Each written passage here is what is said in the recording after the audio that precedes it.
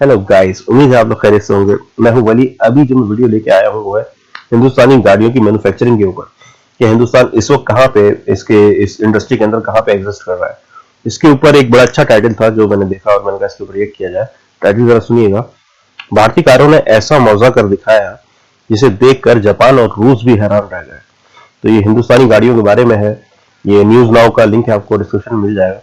चलिए देखते हैं कि ऐसा क्या काम कर दिखाया, क्योंकि ये जो मुल्क है जापान, रूस, जर्मनी इवन, तो ये सारे जो है ये तो गाड़ियों के मामले में बड़े जबरदस्त माने जाते हैं। इनकी गाड़ियां जो है इनके नाम से बिकती हैं, इनके ब्रांड के नाम से बिकती हैं। तो इनको कैसे टक्कर दी है, क्या इनके नहीं किया कि वो जो है हैरान रह गए और उसको फॉलो करने पे मजबूर हुए। तो वो जरा देखेंगे इस वीडियो के अंदर। जहां तक मैं समझ सकता हूँ यही सब कुछ दिखाया है इसमें, लेकिन जब तक पता नहीं चलेगा तब तक हम इसको ओरिजिनल वीडियो को देख नहीं लेते।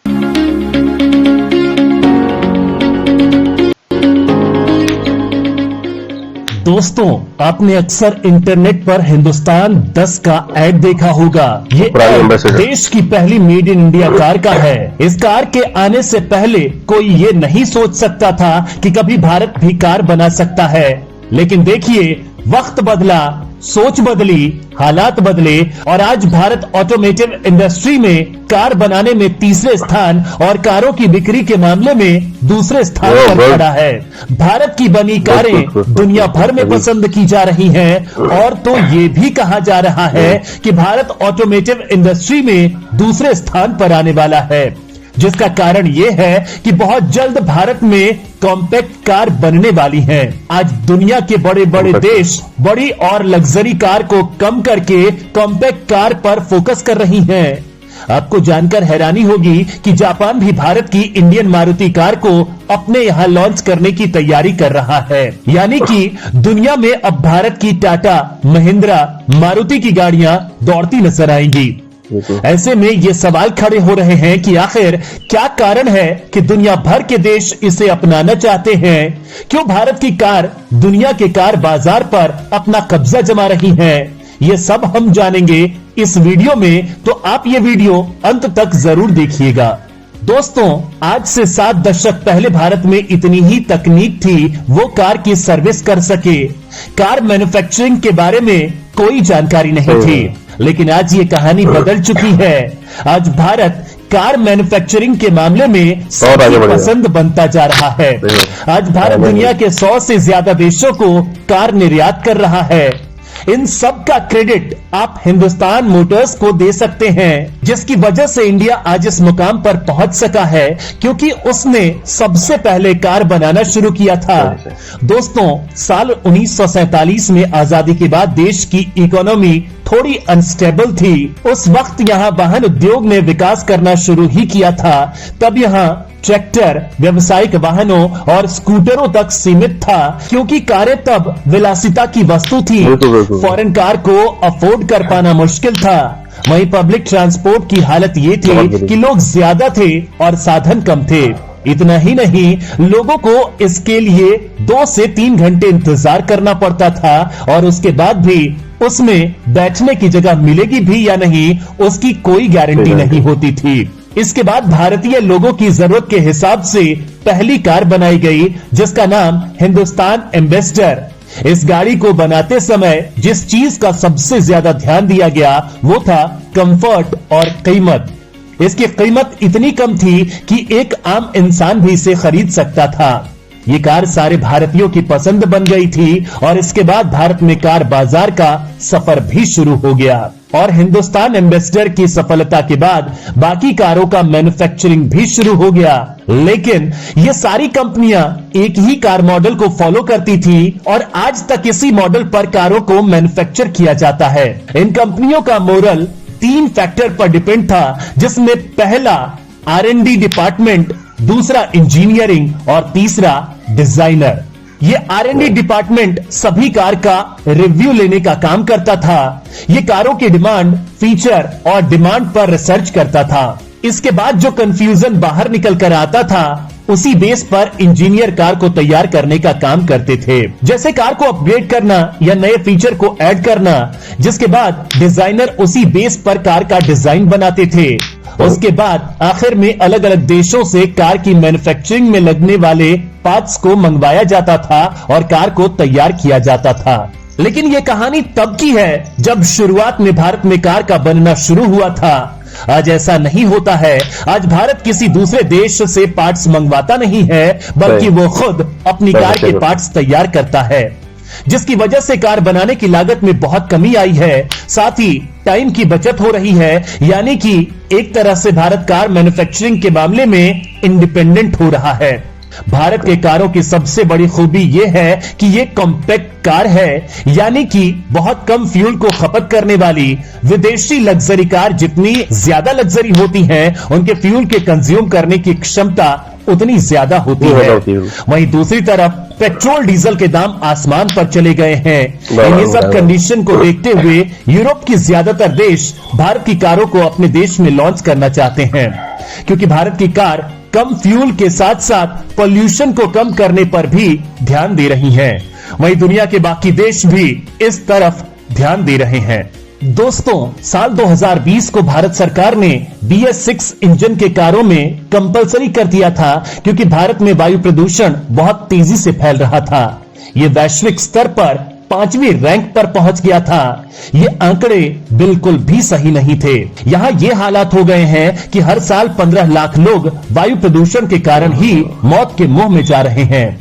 इसके साथ ही बहुत से ऐसे कारण रहे हैं जिससे भारतीय कारें विदेशों में देखी जा रही हैं। आज कार को खरीदने से हर कस्टमर कॉस्ट, सिक्योरिटी, फ्यूल और लग्जरी जैसे 4 पॉइंट पर ध्यान देता है। वैसे ये सारी खूबियां हर विदेशी कार में होती हैं, लेकिन ये सारी खूबियां इंडियन कारों में देखने को मिल जाती हैं, वो भी बहुत कम ही दाम पर। दोस्तों, इंडियन कार कस्टमर की हर डिमांड को देखते हुए परफेक्ट बनाई गई है। यही कारण है कि आज 125 देशों में इनकी डिमांड है।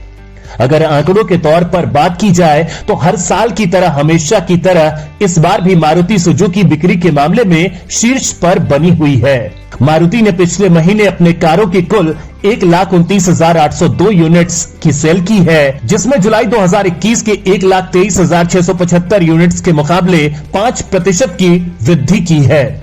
इस लिस्ट में Hyundai दूसरे स्थान पर है, जिसमें जुलाई में पिछले साल की इसी माह के मुकाबले 5% की वृद्धि दर्ज की गई है। जुलाई में Hyundai ने 50,000 यूनिट्स कारें बेची, जबकि पिछले साल जुलाई में कंपनी की 48,042 यूनिट्स कारों की बिक्री हुई थी। वहीं टाटा मोटर्स के लिए जुलाई में बहुत शानदार प्रदर्शन करते हुए मासिक आधार पर सबसे ज्यादा कारों की बिक्री कर डाली। कंपनी ने जुलाई महीने में बिक्री में 57% की उछाल के साथ कुल 47,506 यूनिट्स कारों की सेल्स की, जबकि पिछले साल इसी दौरान टाटा ने 30,184 यूनिट्स कारें बेची थी। इस सूची में चौथे स्थान पर सबसे ज्यादा गाड़ियों की बिक्री करने के मामले में महिंद्रा ने अपना स्थान बनाया है। महिंद्रा ने जुलाई 2021 17,595 यूनिट्स कारों के मुकाबले में 38% की वृद्धि के साथ इस साल जुलाई में 24,238 यूनिट्स कारों की सेल्स की है। दोस्तों, इंडियन कार की सबसे बड़ी खासियत की इनकी सर्विसिंग बहुत ही सस्ती है। यहाँ आपके मन में यह सवाल खड़ा हो रहा होगा कि इंडियन कार इतनी सस्ती है तो इसके मटेरियल हल्का होगा तभी ये सस्ती है, लेकिन हम आपको बता दें कि ऐसा नहीं है, बल्कि ये फॉरेन कार दिखने में लग्जरी होती हैं, लेकिन इनकी बॉडी को बनाने के लिए कई बार काफी हल्के एल्युमिनियम सीटों को काम में लिया जाता है, जिससे ये कार जब कभी किसी भी चीज से टकराती हैं तो इनकी हालत खराब हो जाती है। वहीं भारतीय कार स्टील की बॉडी की बनी होती हैं। ऐसा इसलिए होता है क्योंकि यहाँ की सड़कें कुछ ज्यादा ही शानदार हैं। उसे देखते हुए कार कंपनियां इन्हें मजबूत बनाती हैं। फिर जब ये कार किसी भी चीज से टकराती हैं तो नुकसान बहुत कम होता है। वहीं जब मटेरियल स्ट्रॉन्ग होगा तो सेफ्टी तो रहेगी। इसके अलावा इन कारों में एंटी लॉक ब्रेकिंग सिस्टम, यानी कि अचानक से ब्रेक लगने पर टायर लॉक हो जाते हैं। दूसरा है इलेक्ट्रॉनिक ब्रेक फोर्स डिस्ट्रीब्यूशन, यानी कि ब्रेक लगने पर ना तो आगे के टायर पर प्रेशर पड़े और ना ही पीछे के टायरों पर। इसे बैलेंस किया जाता है। इस इसमें किस टायर पर कितना प्रेशर पड़ना चाहिए ये तय किया जाता है। तीसरा है इलेक्ट्रॉनिक स्टेबिलिटी कंट्रोल, यानी कि अचानक से सामने आने वाली चीज पर कार कैसे बिहेव करती है, इसे कंट्रोल किया जाता है। वहीं चौथा है स्पीड बर्निंग। ये फीचर सबसे ज्यादा इंपॉर्टेंट है क्योंकि जितने भी एक्सीडेंट हैं वो स्पीड की वजह से होते हैं। ये वार्निंग सिस्टम स्पीड को कंट्रोल करने पर हेल्प करता है। वहीं लास्ट है टायर प्रेशर मॉनिटरिंग सिस्टम। ये भी एक इलेक्ट्रॉनिक सिस्टम है जिस टायर के एयर प्रेशर को कंट्रोल करने के लिए बनाया गया है। ये सारे फीचर भारतीय कारों में आज मौजूद हैं, जो कभी किसी विदेशी कारों में होते थे, लेकिन ये विदेशी कार काफी महंगी होती हैं। वही भारतीय कारें इन सभी फीचर के साथ बहुत सस्ती होती हैं, यानी कि फीचर कॉमन होने के बाद भी विदेशी कारें क्यों खरीदें जब भारत की कारों में सब कुछ मिल रहा है। यही कारण है कि आज इन कारों की डिमांड वैश्विक बाजार में बढ़ती जा रही है। आज भारत इस सेक्टर में चौथे स्थान पर पहुंच गया है। इसके अलावा भारत में देसी कारों की डिमांड को बढ़ाने के लिए भारत सरकार भी पूरी कोशिश कर रही है, जिसके लिए बाहर से मंगवाई जाने वाली गाड़ियों पर टैक्स बढ़ा दिया गया है। इसके अलावा भारत की कारों पर काफी सारी छूट दी जा रही है, जिससे कार कंपनियां बहुत तेजी से ग्रोथ कर रही हैं और वे दिन भी दूर नहीं जब विदेश की चमकती सड़कों पर सिर्फ इंडियन कार ही दौड़ती दिखेंगी।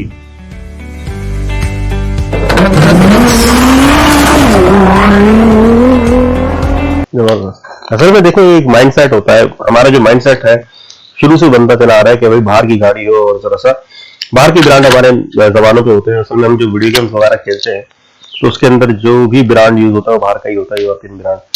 और ऐसी कोई गेम मैंने नहीं खेली आज तक कि जिसमें जापान के अलावा, मतलब जापान तक रुक जाती है, होंडा टोयोटा तक है उसमें, लेकिन इंडिया की कोई कार नहीं है उसके अंदर, किसी भी गेम के अंदर मैंने नहीं देखी। तो होता है कि हमारे लाशोर में हो जाता है कि सॉरी मेरा गला खराब हुआ, कि ये जो गाड़ी है ना ये बेहतर है और ये गाड़ियां बड़ी अच्छी हैं और ये बड़ी जबरदस्त गाड़ियां ये करके। तो सबसे पहला स्टैंड जो है ना आम आदमी को लेना पड़ता है, कि उसको अपना सोच बदलना पड़ता है।